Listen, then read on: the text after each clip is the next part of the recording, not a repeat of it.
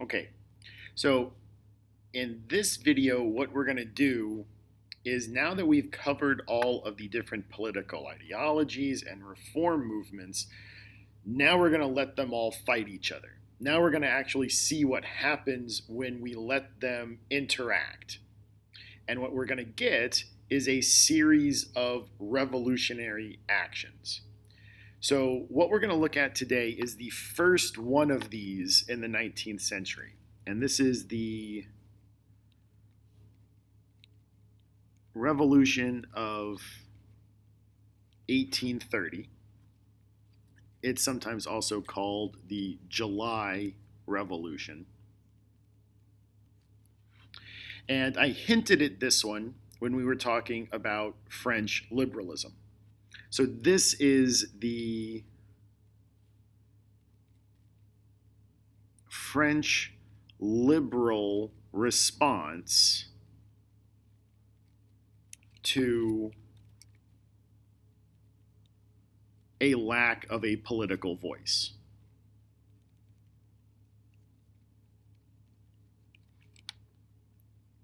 And all of this stuff, all of this interaction, so that's what this is. The Revolution of 1830 is the French liberal response to a lack of a political voice. Now that we've covered all the ideologies,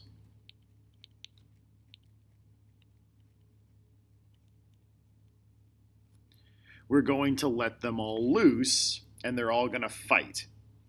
And what we're going to end up with is the revolutions of 1848. So 1848 is a big year in Europe. It kind of happens halfway through the 19th century, and it marks a big turning point. This is going to be a major event. We're going to spend a couple of days on it. And after this, everything in Europe is going to change again. And the Revolution of 1830 is really a first step towards 1848. And it's also the events of 1848 in miniature. So what we're going to see in France in 1830 is a mini version of what we're going to see all over Europe in 1848. So this is a preview of what's going to happen in 1848. So let's talk about, let's say, the road to 1848 starts in France in 1815. And we're going to go back to France for a minute and talk about the absolute monarchy that was put back in France at the Congress of Vienna. So following the Congress of Vienna,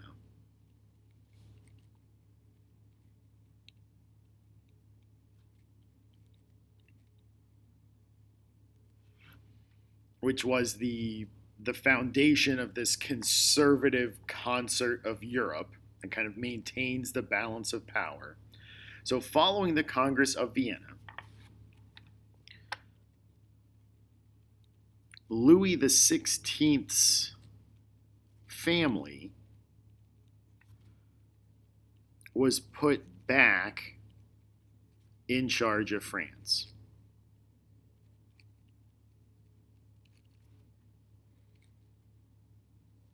They were put back in charge of France. And just for our purposes, these guys are called the Bourbons. We've probably mentioned them before, but their family is the Bourbon family. So these guys go back to Louis XIII and the XIV. Remember that there's also a line of Bourbons in Spain that are unrelated to these guys. So Louis XVI's younger brother, he had two younger brothers. So the older of the two brothers is put on the throne. And so we get Louis the 18th.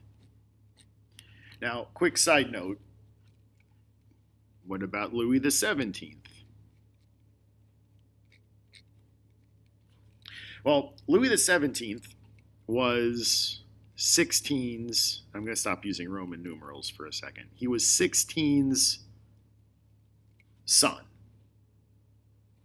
And he died of, I guess the best way to put it is neglect during the French Revolution. He was put in jail,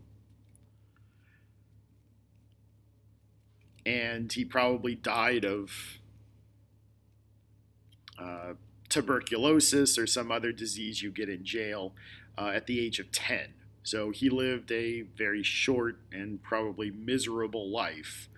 But that's what happened to Louis the 17th. So Louis the 18th is the middle brother. So he is Louis the 16th's second brother, the middle one. Now, 18, and again, I'm going to stop using Roman numerals. 18 was I won't call him a good king. I will call him a wise king. Because what he tried to do, he tried to knit France back together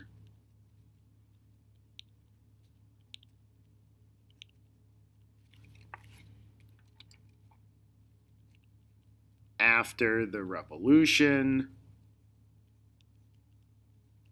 and the wars.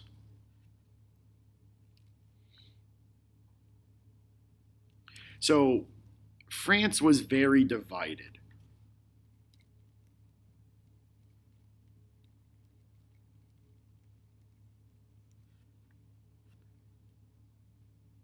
There were the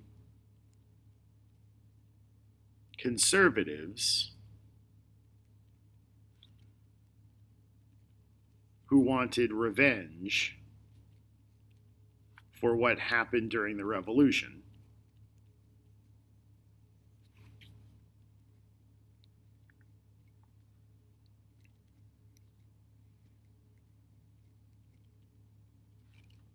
For like chopping everybody's heads off. And, they're not wrong in wanting revenge. And the liberals and the radicals still wanted what the revolution had promised. So there's this division in France. Conservatives who hate the liberals and the liberals who hate the conservatives. Louis XVIII was wise in that he attempted to rule everyone and not favor anyone.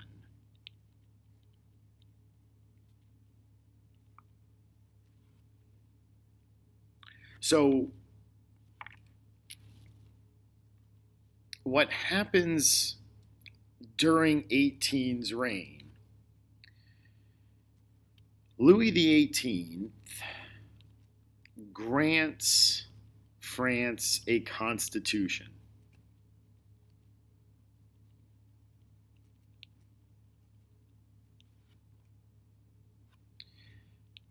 And promises to follow it.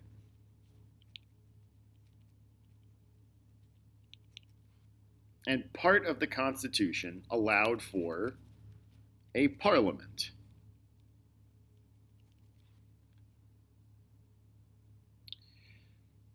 And the parliament swung back and forth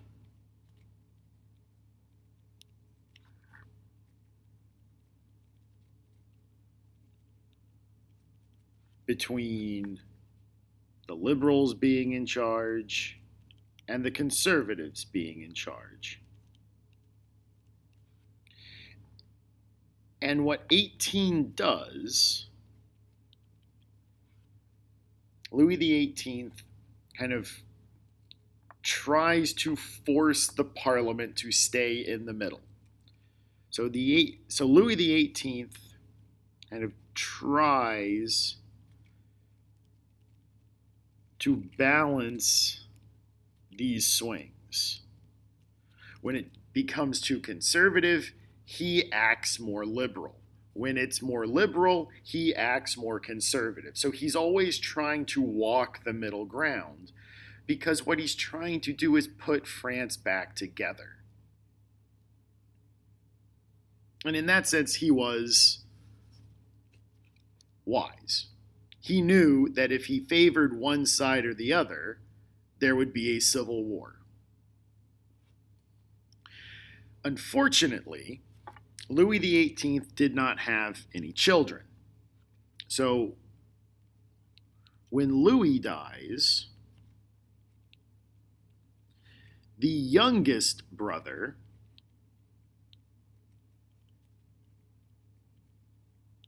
becomes Charles X. And Charles X was not wise. He was what was called an ultra-royalist. That's what the conservatives were called. He was called an ultra-royalist. He was the most ultra of the ultra-royalists. And being an eyewitness to the entire French Revolution, Charles believed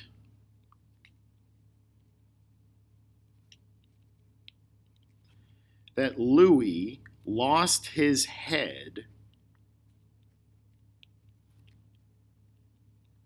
because he didn't crack enough skulls.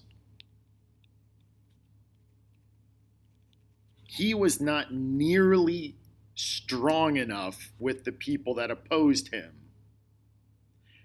to get rid of the revolution. So now that Charles is running things, Charles is going to crack skulls.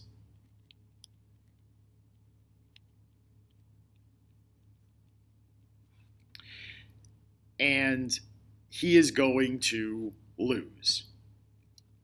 Louis XVIII was a wise king. I might even go so far as to call him a good king, because he understood that a divided country needs to be put back together. Charles is going to pick a side, and it's going to cost him his throne. At least it's not going to cost him his head. So let's talk about Charles X's reign. So Charles X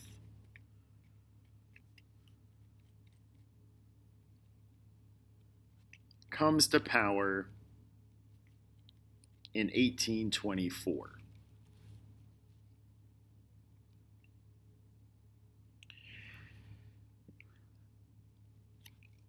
And there are a couple of things to note about Charles's reign before we actually get to the revolution. So, for one, he did everything he could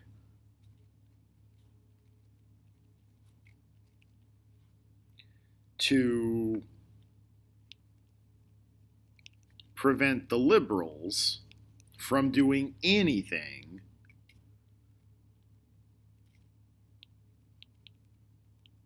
in Parliament.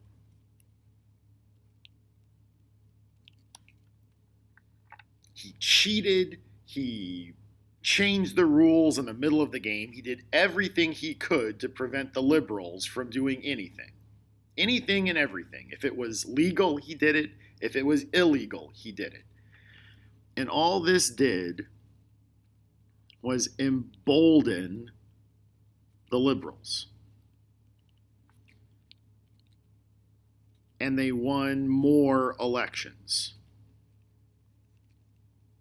Even when he tried to cheat, the liberals still won elections.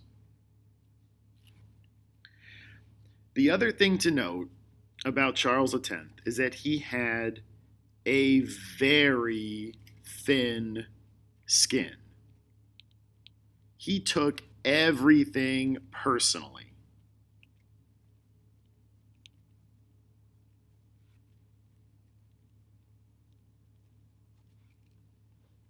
He took everything personally.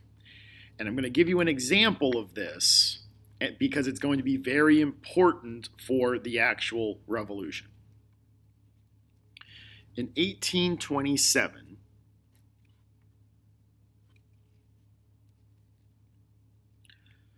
Charles went to review, so basically a military parade, the National Guard. Now, we haven't really talked about the National Guard, but it's been around since the French Revolution, and it's full of regular middle-class people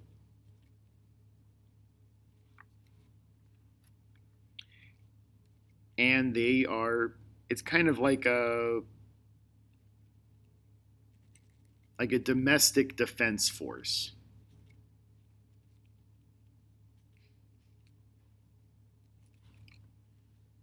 It's a sign of status to join it. It's a sign of patriotic duty and love of country. So the people who join this are, one, middle class, so they have some money. It's a sign of status to join the National Guard. It's a sign of patriotism, and it's a sign of love of France. Okay, so these guys are mostly liberal. Charles is an ultra-conservative. And so some, just a few, maybe a dozen National Guard members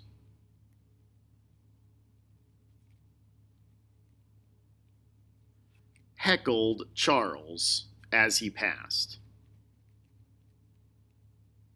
They might have yelled out something, insulting. Now, to give you an idea of how many people are here as he's reviewing them, it's just a military parade. They're walking by and he's watching them. There's maybe about 20,000 soldiers. There's about 20,000 soldiers, and maybe a dozen or so said something as they passed. Don't know who, because they're marching past him. We don't know who did it. The next day,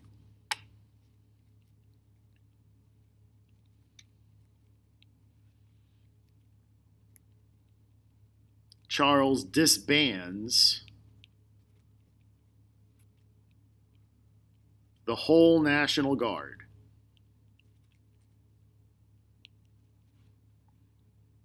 And remember, this is a sign of status, patriotism, and love of country.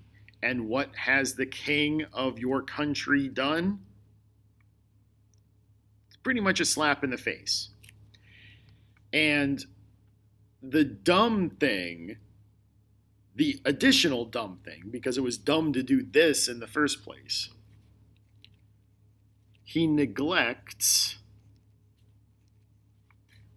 to confiscate their weapons.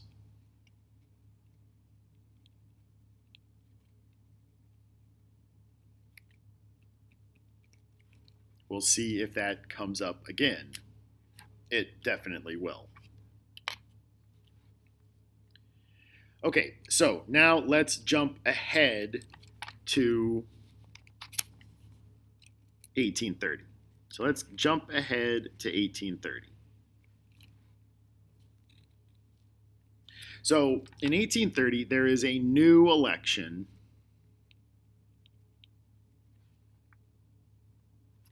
and the Liberals win an overwhelming number of seats.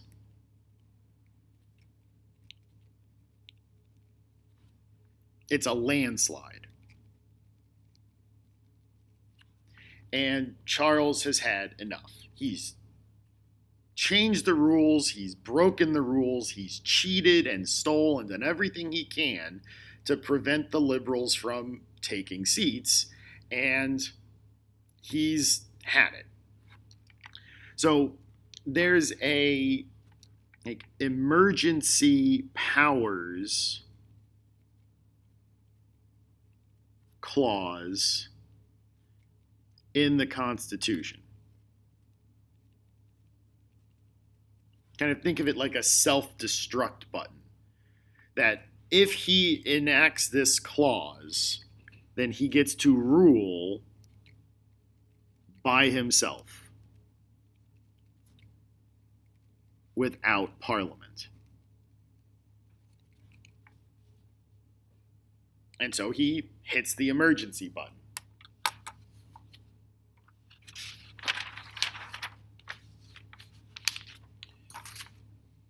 And so the next day, which was July 25th, 1830, so the July Revolution, he issues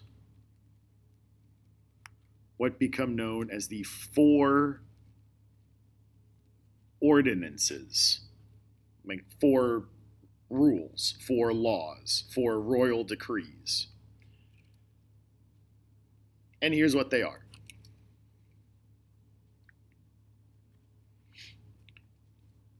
The new Parliament, which was just elected, is dissolved. It doesn't even get to sit. It's gone. New elections are called.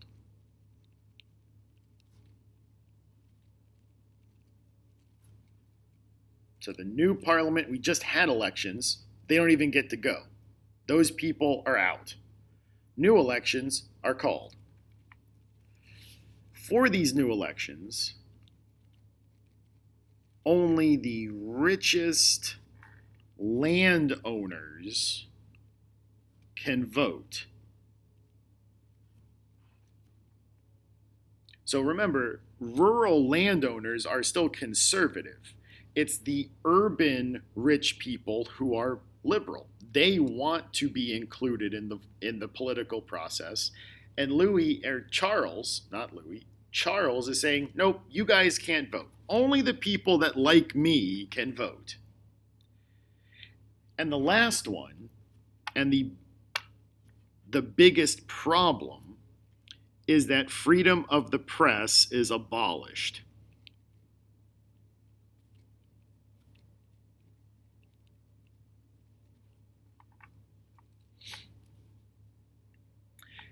This one was the straw that broke the camel's back. This one was the bridge that was too far. And so there are a number of different groups who are going to react to this, and they're all coming to the same conclusion. Charles has got to go. So there are 3 groups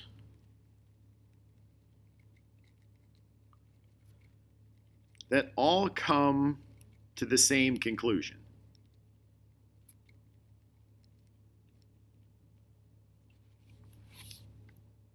Charles has got to go.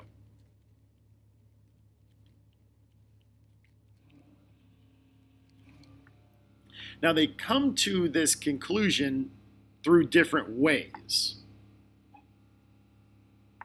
So I'm going to label them 1, 2, and 3. And I'm going to refer to them as Group 1, Group 2, and Group 3.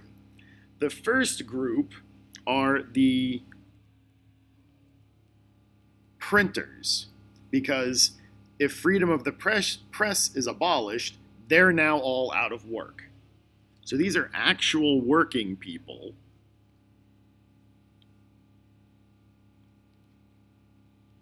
who now lost their job.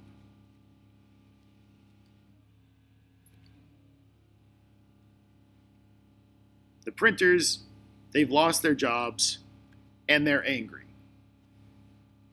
Other workers will join them.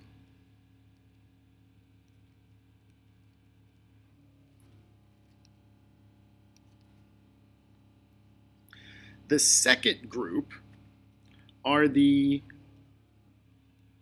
urban middle class people.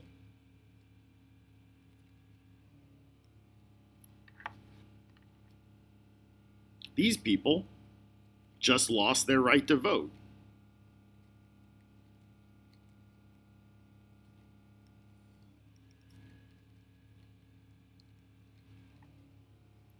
And then the third group are the ultra-rich people.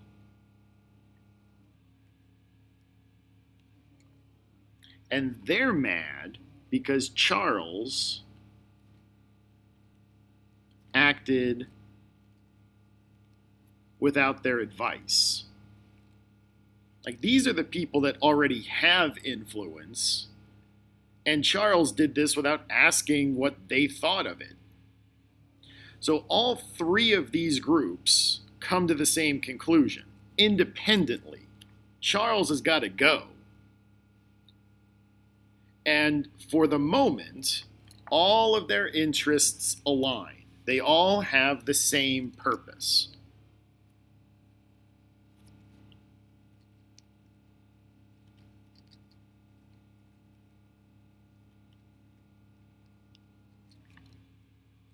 And when we get to 1848 will depend on this happening. All of these groups have to work together for anything to happen. Now, let's see what happens the next day. So what we get are called the 3 glorious days. The 3 glorious days go like this. So it's the first day, July 27th, 1830. This was a holiday, so everybody had the day off. And they had nothing better to do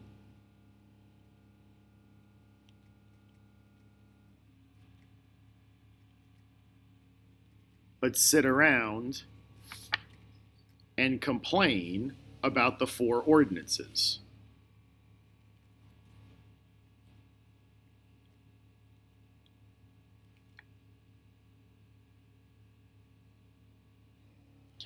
And the printers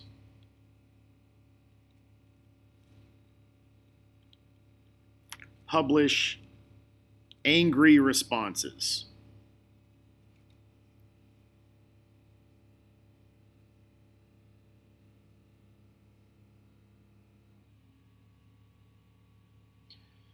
The next day,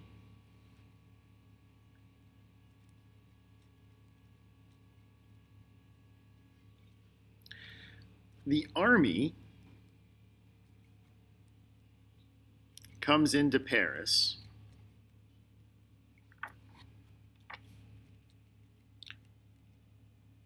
to secure the gunpowder and the weapons, just in case, because things kind of look angry.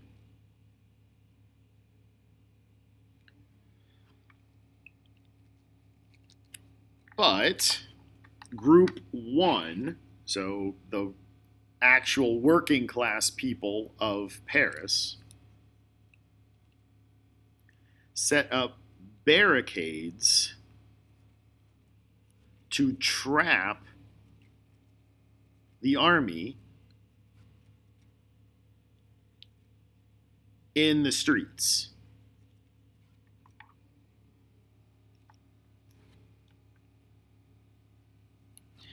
And Group 2 starts shooting at them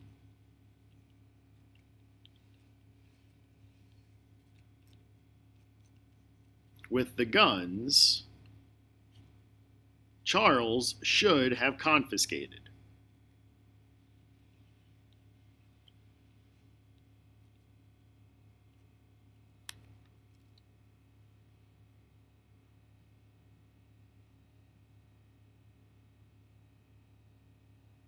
So the first day is mostly people getting angry and rowdy. The second day, the army comes into Paris to secure the gunpowder and the weapons and try to restore order. But Group 1 sets up barricades. They're just using whatever is around. They're going into houses, pulling out furniture. They're using stones from the streets, whatever they can find to set up barricades to prevent the army from moving through the streets of Paris. And while they're doing that, the people who were in the National Guard start shooting at the army. And they're trapped. They're pinned down because they can't get back out. The barricades have been built up behind them and in front of them, so they're trapped.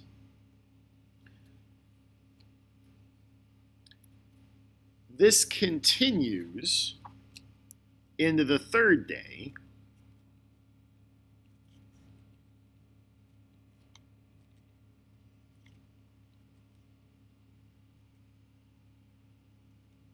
So this stuff all continues. While that's going on, Group 3 meets with Charles's cousin, and his name is Louis Philippe.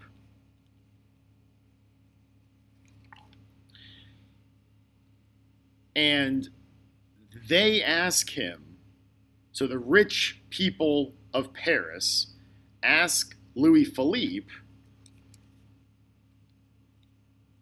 if he would please take over. And after he, takes a couple of days to decide, he finally says yes. So he agrees on the Thursday. So this is a Monday, Tuesday, Wednesday. Louis Philippe agrees on a Thursday, the Thursday of that week, to become King of France. And it's at this point, once all of this has been happening, once the people have taken over Paris, the army of Charles X has been beaten by the people of Paris, Charles agrees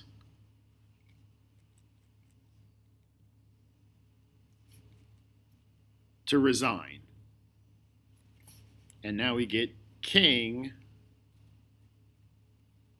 Louis Philippe of the French, which again, note how he's labeled himself. He's the King of the French, not King of France. So again, we're talking about the power of the monarchy coming from the people. Now, what we're going to do in the next video is kind of do the other half of what happens in 1848. So when all of these groups, the regular people, the regular urban people, and the ultra-rich people, when they're all together, they can pretty much do anything.